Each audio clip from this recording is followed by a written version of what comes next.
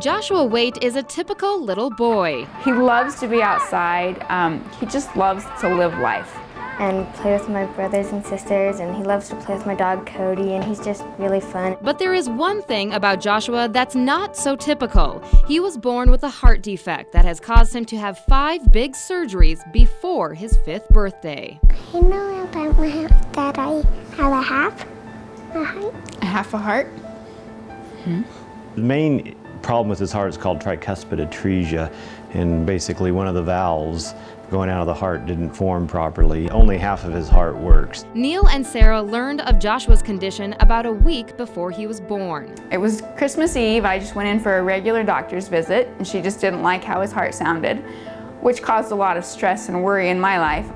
Then she sent us to Billings, and it was diagnosed there. I came home, just cried on the phone, called my mom, and just cried. Mom, I don't know how this is going to turn out. I don't know what's going to happen with this baby. Because of the prenatal diagnosis, Sarah delivered Joshua at a children's hospital in Salt Lake City.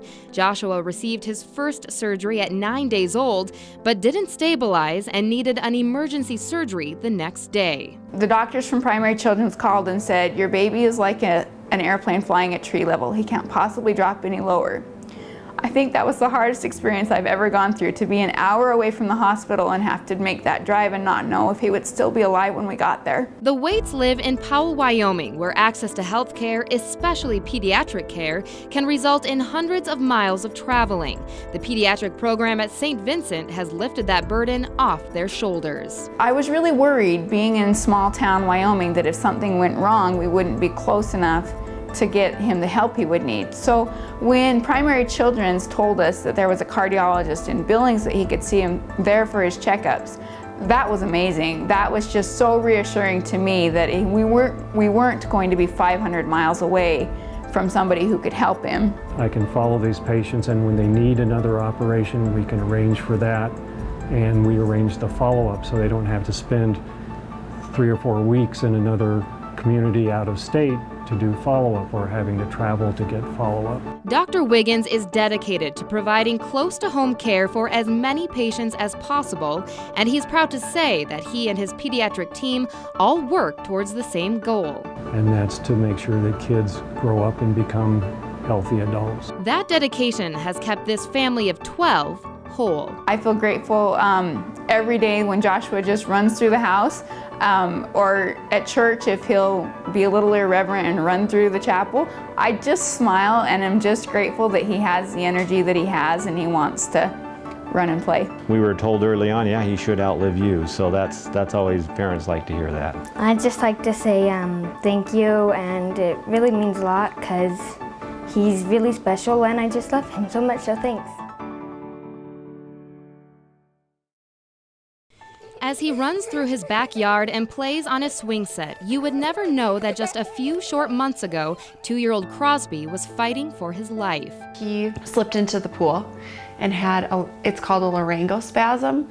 So his airway shut the minute he hit the water. And because he had food in his mouth, it made it worse because he aspirated it. Gilly, Crosby's 4-year-old brother, remembers that day and knew exactly what he had to do to save Crosby's life. He was eating crackers, then he slipped it, and I put him back. Did you know that your little brother needed help? Yeah, How did you know that? I just knowed it. I remember yelling, "What are you guys doing?"